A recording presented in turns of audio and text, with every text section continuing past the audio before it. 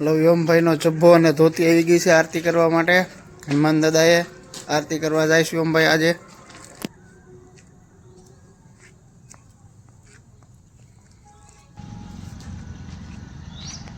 વ્યોમભાઈનો જબ્બો અને ધોતી આવી ગઈ.